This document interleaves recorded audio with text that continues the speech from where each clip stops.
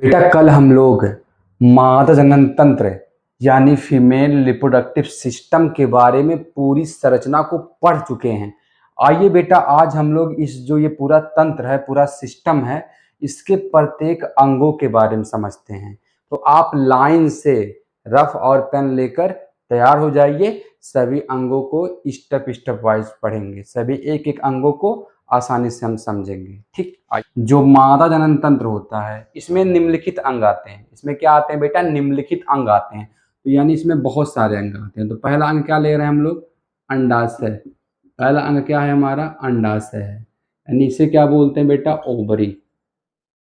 Ovary कहते हैं इसको। देखिए अंडाशय क्या होता है? मादा के पास एक जोड़ी अंडाशय होता है। कह रहे हैं एक जोड़ी क्या होता है बेटा? अंडाशय होता है।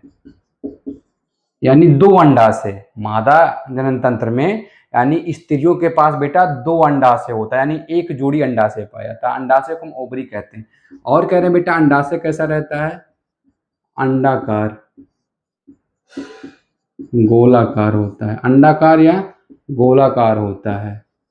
ठीक, कह रहे हैं कि अंडाशय अंडाकार गोलाकार होता है। इसकी लंबाई कितनी होती है? अंडाशय की लंबाई कितनी होती है बेटा?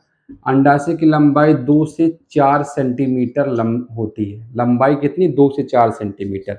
और कह रहे हैं बेटा इसकी चौड़ाई क्या होती है? चौड़ाई होती है बेटा 2 सेंटीमीटर। और कह रहे हैं इसकी मोटाई क्या होती है? तो मोटाई क्या होती है बेटा? 1 सेंटीमीटर। और कहते हैं किस रंग का होता है? कौन से रंग का अंडाशय होता है? तो रंग क्या बताएंगे बेटा? भूरा। भूरा प्लस गुलाबी। कैसा रहता है बेटा? भूरा प्लस गुलाबी होता है। कभी नहीं भूलेंगे। समझ पाए बेटा? कह रहे हैं कि अंडाशय क्या होता है? अंडाशय को हम ओवरी कहते हैं। एक जोड़ी अंडाशय पाया जाता है। अंडाशय अंडाकार गोलाकार होता है और इसकी जो लंबाई होती है बेटा 2 से 4 सेंटीमीटर होती है। चौड़ाई कितनी होती है? 2 सेंटीमीटर। मोटाई कितनी होती है? 1 सेंटीमीटर। कैसा होता है? भूरा और गुलाबी रंग का होता है। कि अंडाशय में क्या बनता है बेटा? अंडाशय में क्या बनता है? अंडाशय ऐसे रहता है। अंडाशय में क्या बनता है बेटा? इसमें बनता है अंडाणु। क्या बनता है इसमें? अंडाणु बनता है। क्या कहते हैं अंडाणु को? हम ओवम बोलते हैं। क्या बोलते हैं अंडाणु को? हम अंडा, यानी अंडाशय के अंदर क्या बनता है? अंडाणु यानी ओवम बनता है। तो कैसे बनता है हम बाद में बताएंगे। दूसरे आइए बेटा हम दूसरे अंग के बारे में पढ़ेंगे। उसके बाद आता है बेटा अंडवाहिनी। क्या आता है? अंडवाहिनी। अंडवाहिनी को क्या बोलते हैं बेटा हम लोग? फैलोपियन ट्यूब कहते हैं। फैलोपियन ट्यूब यानी अंडवाहिनी यानी फैलोपियन ट्यूब। अंडवाहिनी क्या होती है बेटा? कह रहे हैं अंडवाहिनी कितनी होती है? अंडवाहिनी बेटा एक जोड़ी होती है। कितनी अंडवाहिनी होती है? एक जोड़ी। एक जोड़ी क्या होती है? अंडवाहिनी। अंडवाहिनी कितनी होती है? एक जोड़ी, यानी दो अंडवाहिनी पाई जाती हैं। और दोनों अंडवाहिनी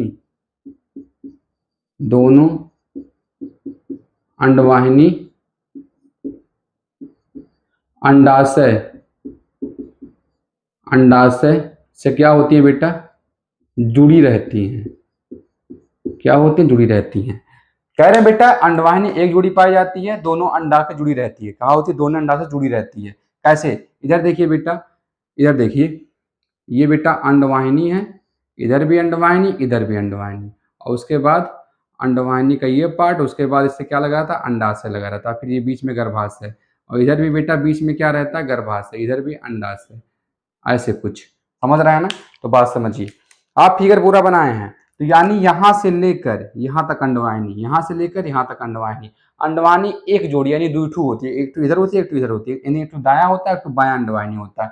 तो अंडवाहिनी, दोनों अंडवाहिनी अंडाशय से क्या होती है? जुड़ी रहती है। ये अंडवाहिनी अंडा के जुड़ी है। देखिए अंडाशय अंडवाहिनी से जुड़ी होती है। तो क्या कहेंगे बेटा कि अंडवाहिनी में कुल कितने भाग होते हैं? एक अंडवाहिनी में कितने भाग होते हैं? एक अंडवाहिनी में बेटा, एक अंडवाहिनी में 3 भाग। कै भाग होता है बेटा? 3 भाग होता है। कौन कौन सा भाग? देखिए ये जो नीचे वाला भाग है, जो अंडाशय से लगा हुआ भाग, इसे क्या बोलते हैं बेटा? इनफुंडिबुलम। क्या बोलते हैं? इनफुंडिबुलम कहते हैं। यानी इसका मतलब बेटा झालरदार कीप कहते हैं इसको। ठीक। और दूसरा भाग क्या होता है बेटा? दूसरा भाग यानी ये तो जो अंडाशय से लगा हुआ भाग है, इसको बोलते हैं इनफुंडिबुलम। ये इनफुंडिबुलम होता है, इसको बोलते हैं झालरदार कीप। और ये बीच का चौड़ा भाग क्या कहते हैं बेटा? बीच का जो होता है चौड़ा भाग, बीच का ये चौड़ा भाग क्या कहलाता है? इसे बोलते हैं बेटा एम्पुला। इसे बोलते हैं एम्पुला। एम्पुला का मतलब क्या होता है बेटा? तुम्बिका होता है। कहेंगे कि अंडवाहिनी, कहेंगे अंडवाहिनी झाड़दार कीप से आगे बढ़कर थोड़ा चौड़ी और मोटी हो जाती है, जिसे बोलते हैं एम्पुला तुम्बिका बोलते हैं। और कह रहे हैं अंडवाहिनी जहाँ गर्भाशय में खुलती है, ये देखिए यहाँ गर्भाशय में खुलती है अंडवाहिनी ऊपर आकर, तो यहाँ पतली हो जाती है, उसे क्या बोलते हैं बेटा? तीसरे पार्ट को हम लोग उसको बोलते हैं इस्थमस। इस्थमस कहते हैं। इसका मतलब क्या होता है बेटा? संयोजक। संयोजक होता है। बात समझिए। अंडवाहिनी में कुल 3 पार्ट, ये जो नीचे वाला पार्ट जो अंडाशय से लगा होता है उसको बोलते हैं इनफुंडिबुलम बोलते हैं, और ये चौड़ा वाला पार्ट उसको बोलते हैं एम्पुला तुम्बिका बोलते हैं। हाई पतला वाले पार्ट को क्या बोलते हैं? इस्थमस यानी संयोजक बोलते हैं। अब बात समझिए। कह रहे हैं बेटा अंडवाहिनी का कार्य बताइए क्या होता है? क्या कार्य होता है अंडवाहिनी का बेटा? देखिए ये गर्भाशय पूरा है, गर्भाशय, गर्भाशय शुक्राणु आएंगे, गर्भाशय सब शुक्राणु ऐसे आएंगे और कहाँ प्रवेश करते हैं बेटा? कहाँ प्रवेश करते हैं? अंडवाहिनी की तरफ भागते हैं। तो इस अंडवाहिनी में क्या होता है बेटा? अंडाणु और शुक्राणु का मिलन होता है। अंडवाहिनी में अंडाणु और शुक्राणु का मिलन होता है, तो यानी कहाँ होता है? अंडाणु और शुक्राणु का मिलन अंडवाहिनी में कहाँ होता है? तो क्या बताएंगे आप बेटा कि ये वाला भाग क्या होता है? एम्पुला होता है, और ये वाला भाग क्या होता है? इस्थमस होता है। तो एम्पुला और इस्थमस के बीच के भाग को क्या कहते हैं? क्या कहते हैं इस बीच के भाग को बेटा? यहाँ देखते हैं क्या कहते हैं? एम्पुलरी। एम्पुलरी इस्थमिस, एम्पुलरी इस्थमिस, इस्थमिस जंक्शन क्या बोलते हैं? एम्पुलरी इस्थमिस जंक्शन बोलते हैं। यानी इसका मतलब क्या होता है बेटा? मतलब तुम्बिका संकीर्ण पथ कहते हैं। इसका हिंदी क्या होगा? तुम्बिका संकीर्ण पथ। यानी तुम्बिका संकीर्ण पथ के पास क्या होता है बेटा? शुक्राणु प्लस अंडाणु का क्या होता है बेटा? होता है मिलन। मिलन होता है। यानी ये देखिए ये शुक्राणु और ये बीच में अंडाणु का क्या होता है बेटा? मिलन होता है। कहाँ होता है? अंडवाहिनी के किस भाग में होता है? यानी कहेंगे एम्पुला, ये बीच वाला भाग एम्पुला है और ये पतला वाला भाग इस्थमस है। इसके बीच में कौन सा स्थान होता है? एम्पुलरी इस्थमिस जंक्शन होता है। और यही क्या होता है बेटा? अंडाणु और शुक्राणु का मिलन होता है, और उसके बाद यही होता है निषेचन। यानी अंडवाहिनी में होता है शुक्राणु और अंडाणु का मिलन, और कहाँ होता है? एम्पुलरी इस्थमिस जंक्शन पे, और यही बेटा हो जाता है निषेचन। इसके बाद आता है हमारा गर्भाशय। इसके बाद क्या आता है? गर्भाशय। गर्भाशय यानी यूटेरस बोलते हैं। क्या बोलते हैं गर्भाशय को? यूटेरस। गर्भाशय क्या बोलते हैं बेटा? यूटेरस कहते हैं। ये गर्भाशय क्या होता है? इसको बोलते हैं बेटा बच्चेदानी। क्या बोलते हैं? बच्चेदानी। बच्चेदानी कहते हैं इसको।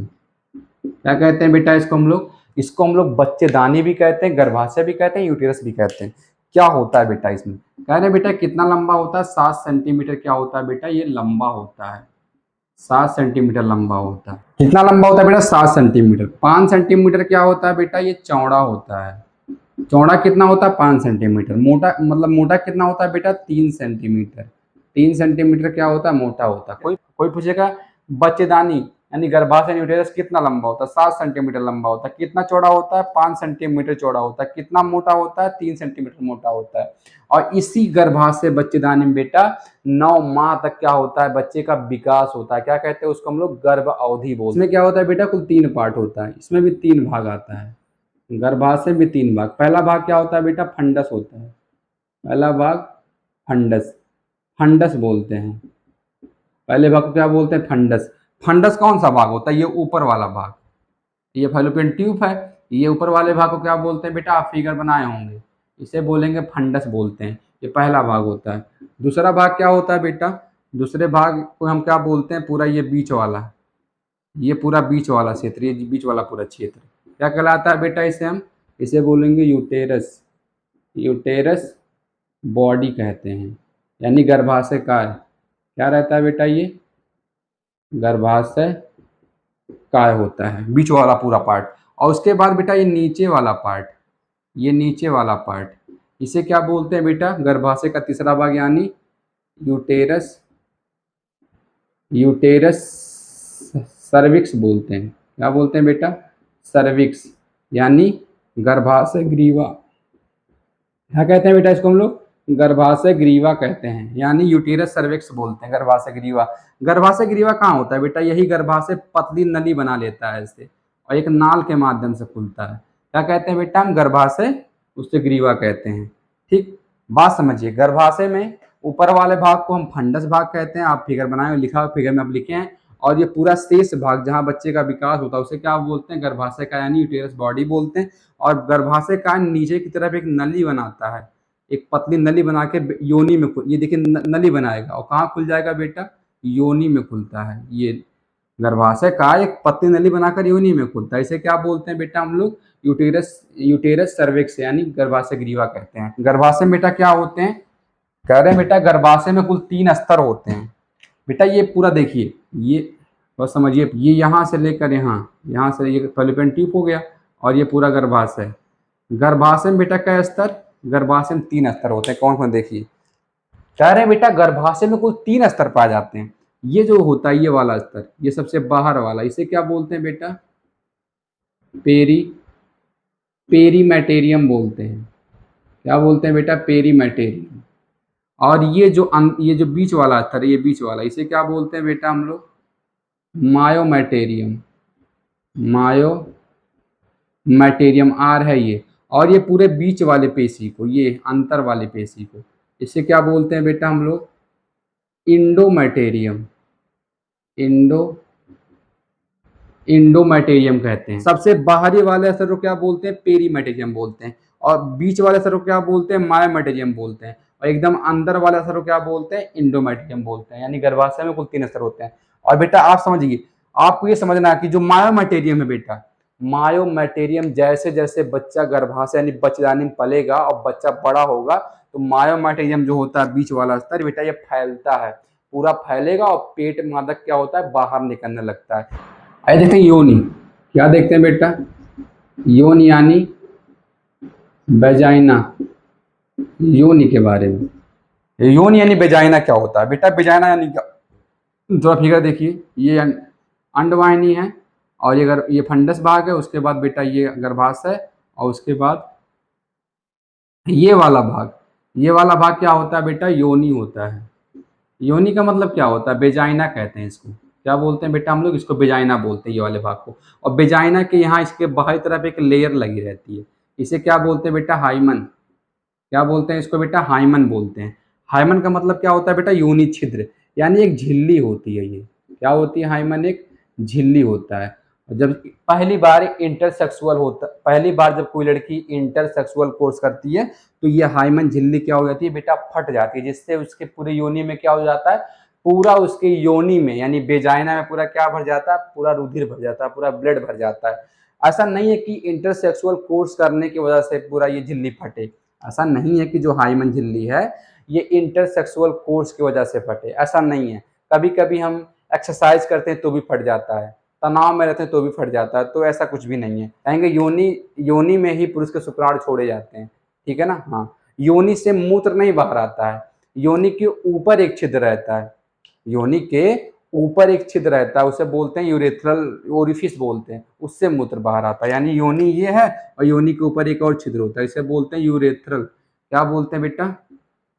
यूरेथ्रल, यूरेथ्रल ओरिफिस, ओरी क्या बोलेंगे बेटा? यूरेथ्रल ओरिफिस, यानी ये होगा, अंदर होगा ये योनि के ऊपर। ये जो मार्ग देखेंगे ये वाला, ये बेटा क्या होता है? वेजाइना का मार्ग होता है, यहाँ से बच्चे का प्रसव होता है।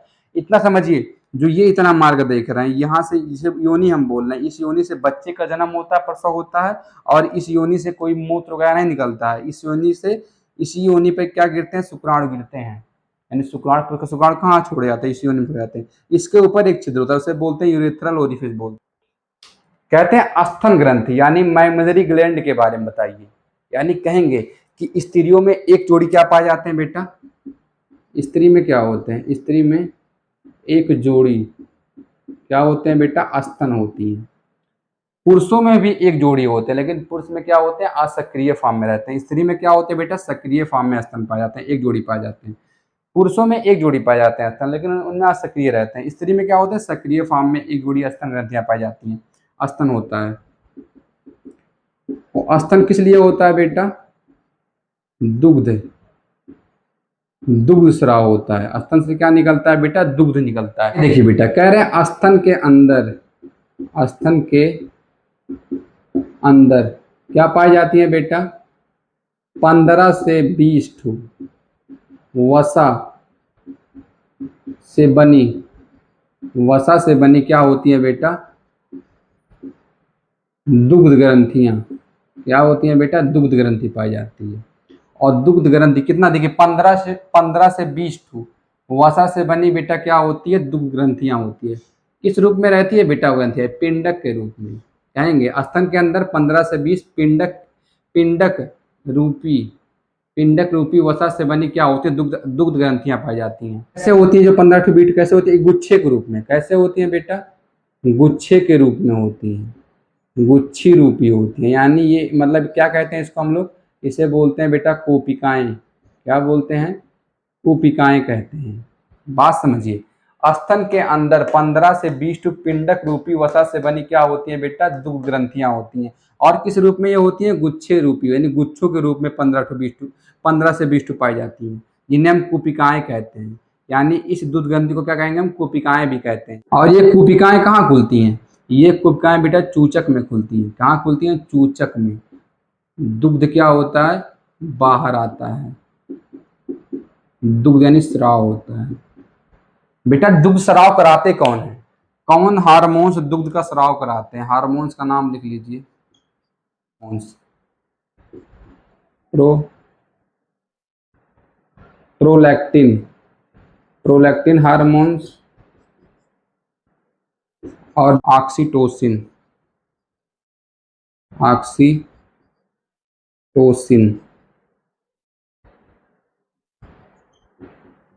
हार्मोन्स।